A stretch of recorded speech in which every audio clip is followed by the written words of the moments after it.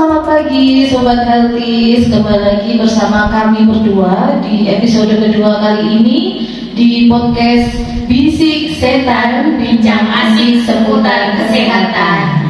Nah, ini Mbak Ainul ya, kali ini kita ditemani oleh Dokter Leni. Halo dokter. Oh iya, kira-kira sekarang hari ini temanya apa sih? Oke, temanya sekarang kali ini adalah HIV/AIDS ya. Kalau yang kemarin kita sudah bahas mengenai IMS, seputar IMS atau infeksi menular seksual. Nah, sekarang ini lebih spesifik lagi tentang HIV/AIDS, gitu ya. Oke, sebelum kita lanjut ke berbincang-bincang sama Dokter Leni, ya jangan lupa follow akun media sosialnya Puskesmas Sugiwaras. Supaya apa sih ya Mbak? Supaya kita ketinggalan informasi seputar kesehatan. Oke, yang pertama ada YouTube ya Mbak Jeng. Ada YouTube-nya Puskesmas Sugiwaras, TikTok-nya, ada IG, nanti ada di sini. Oke. Oke, langsung saja ini dokter perkenalkan diri dulu ya dokter. Ya, terima kasih Mbak Inul dan Mbak Ajeng. Perkenalkan nama saya Dr. Leni Agmaturusna. Saya di sini sebagai dokter intensif di Puskesmas Sugiwaras. Oke. Dari mana ini dok? Kalau saya aslinya dari sini, Bojonegoro. Oh, dari Bojonegoro asli. Anak Bojonegoro. Mungkin ada yang kenal Sobat Healthies, bisa saling bertegur sapa dengan dokter. Ya, siap. Oke dokter, kali ini kita membahas tentang HIV/AIDS dok. Nah, HIV/AIDS ini saya rasa sudah banyak masyarakat yang tahu ya tentang HIV/AIDS. Cuma ada masyarakat awam yang ini rancu dokter. HIV/AIDS ini apakah penyakit atau beda? Apakah sama dok? Monggo dok. Oke, baik, saya mulai dulu ya dari kepanjangannya dulu. Kepanjangannya ada udah beda ya. HIV itu Human Immunodeficiency Virus. Jadi itu virusnya. Kalau AIDS itu kan kepanjangannya Acquired Immune Deficiency Syndrome. Sindrom itu artinya gejala-gejala. Jadi AIDS itu termasuk suatu stadium dari HIV. Jadi beda ya dok ya? Bukan beda. AIDS itu disebabkan oleh HIV. Oke. Jadi AIDS nggak berdiri sendiri. Tapi HIV belum tentu bisa jadi AIDS. Oh gitu. Oh iya dok, tadi kan dokter bilang kalau AIDS itu sudah pasti HIV, tapi kalau HIV belum tentu jadi AIDS. Kalau itu kira-kira penularannya apa aja sih dok? Oke, baik. Saya jelaskan dulu ya HIV itu apa dan menyerang apa gitu dalam tubuh. HIV itu suatu virus, namanya virus retrovirus itu. Dia itu menyerang kekebalan tubuh si pasiennya itu. Jadi untuk cara penularannya virus ini hanya bisa hidup di dalam darah dari pasiennya. Jadi bisa dilihat yang pertama dari darah, yaitu bisa melalui jarum suntik, kemudian proses persalinan itu juga bisa, kemudian bisa juga melewati sperma maupun cairan vagina. Makanya pada sering dipromosikan, promos itu sering diutarakan bahwa sebaiknya untuk berhubungan seksual itu memakai kondom, karena penularannya infeksi yang paling berbahaya dari berhubungan seksual yang secara bergantian itu HIV itu, karena lewat sperma sama vagina. Kemudian ketiga, transmisi vertikal, yaitu melalui ibu ke anaknya, dari mulai proses kehamilannya, kemudian persalinan dan menyusui, itu bisa mentransmisikan virus itu dari si ibu ke anaknya. Oke, jadi tidak segampang itu ya dokter. Kadang kan orang takut untuk berjabat tangan atau berinteraksi secara sosial gitu terhadap orang-orang yang memang sudah terinfeksi HIV gitu ya dokter ya. Nah ini dokter, sekarang ini yang ditanyakan adalah apa sih gejala-gejala yang muncul ketika seseorang itu sudah terinfeksi HIV dokter? Kan kita sudah mengenalnya masa inkubasi virus ini cukup lama ya dokter ya, 5 sampai 10 tahun gitu ya dokter. Iya. Nah, gejala yang lebih spesifiknya ini apa dok? Kalau gejala spesifiknya itu tergantung infeksi oportunistik yang menyertai HIV itu.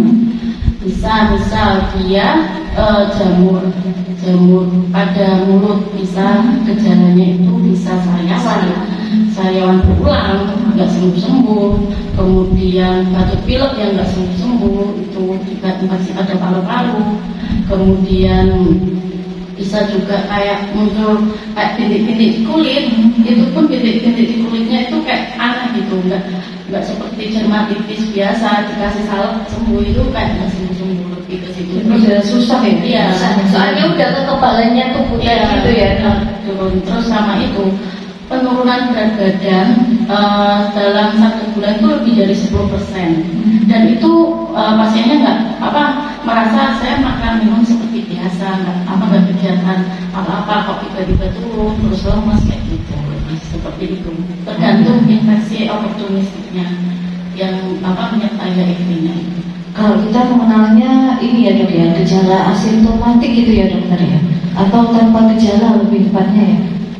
Kalau asimptomatik itu HIV asimptomatik itu kedeteksi HIV-nya, misal ya viral loadnya di dalam tubuhnya itu terdeteksi, tapi belum ada gejala. Kalau asimptomatik. Tapi di dalam tubuhnya sudah ada virusnya. Jadi lebih berbahaya itu ya dok ya? Iya. Jadi gini ya dokter, kayak misalkan nih ada seseorang yang berhubungan suami istri gitu ya dok ya. Nah, yang suaminya ini sudah terinfeksi virus HIV, ya otomatis istrinya sudah terinfeksi juga dok saat itu. Nah, ketika ini si ibu ingin melakukan tes, apakah hasilnya besoknya langsung keluar positif dok?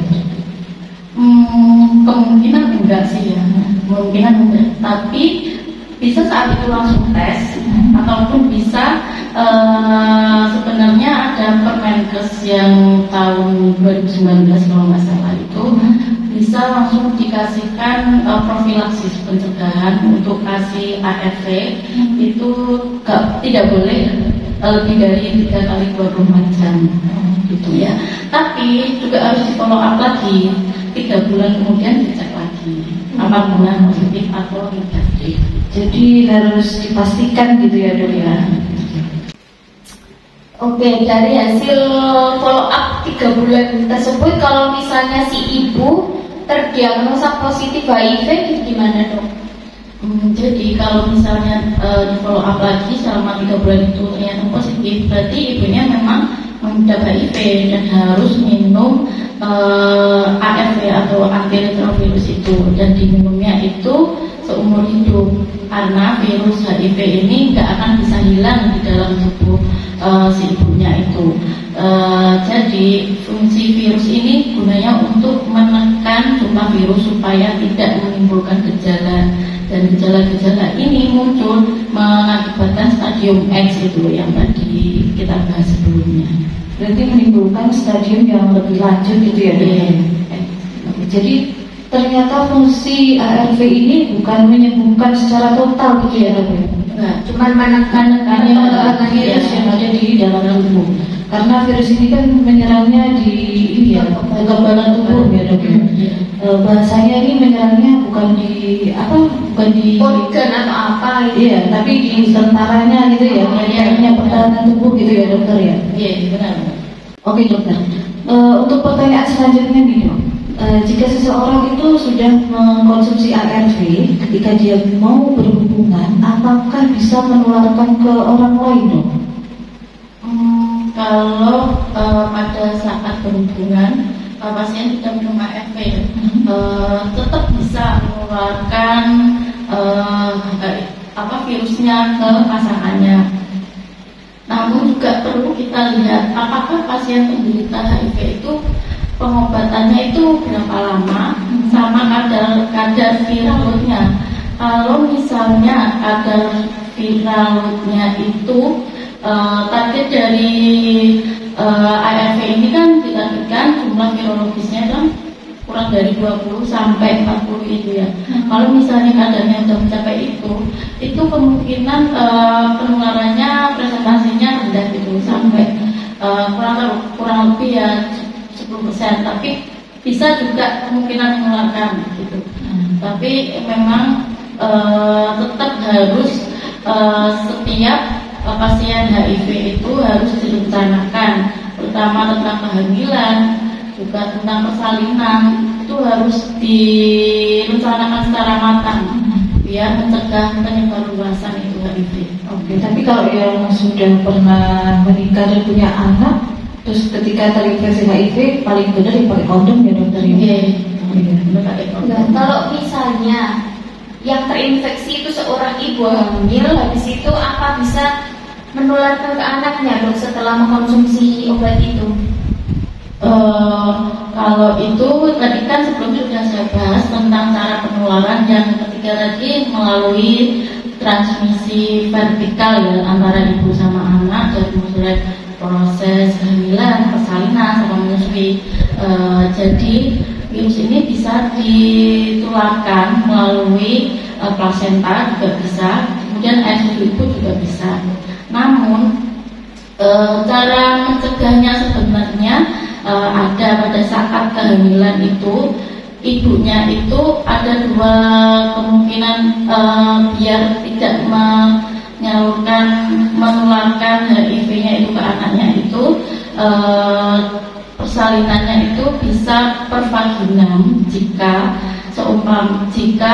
kadar viralnya itu kurang dari 1000 dan juga pengobatan ARV-nya itu udah lebih dari 6 bulan itu bisa lewat per vaginam. Tapi jika dua syarat itu tidak terpenuhi maka harus sesar, itu untuk mengurangi resikonya itu ya. Tapi tetap harus pada anak-anak yang sudah lahir itu tetap dia harus dicek juga HIV-nya, juga bisa dikasih profilaksis atau pencegahan diberikan ARV juga.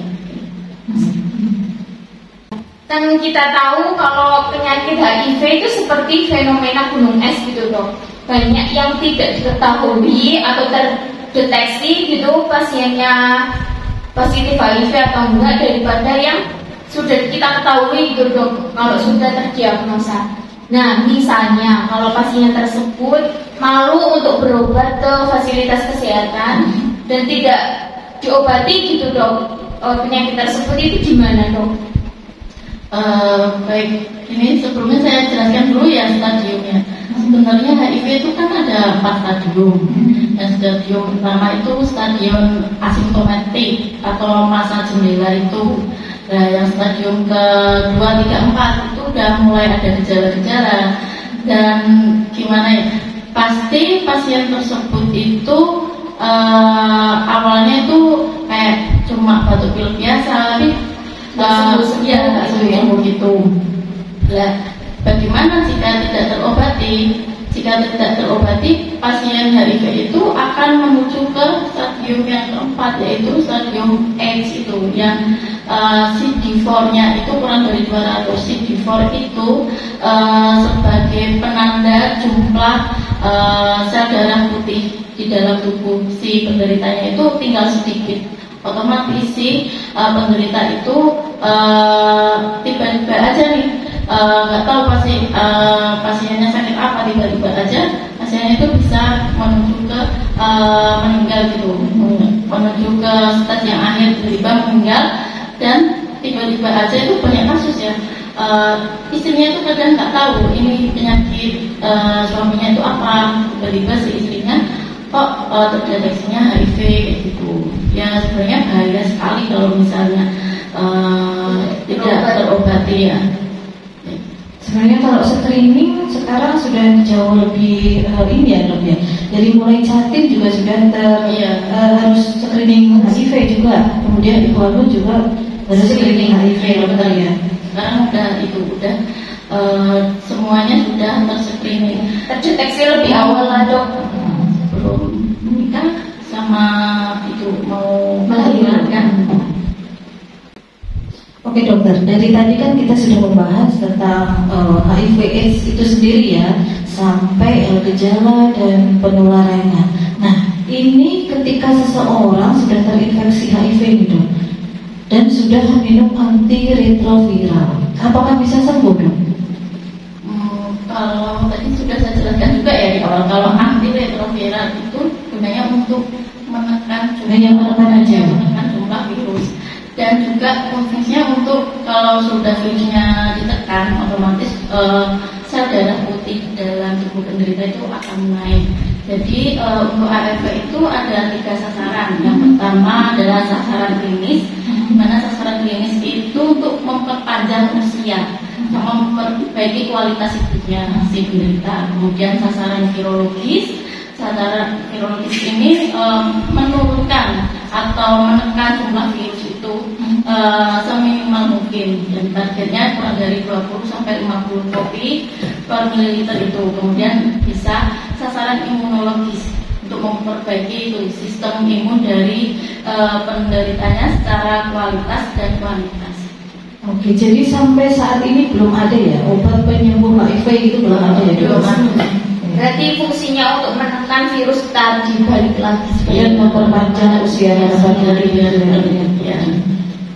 Terus gini dokter, bagaimana cara menghapus stigma negatif tentang HIV dok? Karena kalau kita sudah terinfeksi HIV misalkan, nah orang-orang itu selalu ngejudge-nya, oh dia sudah berhubungan bebas gitu ya dokter. Padahal secara umum untuk penularan HIV sendiri itu bisa dari jarum suntik, bisa dari mungkin transfusi darah gitu dok. Gimana dok?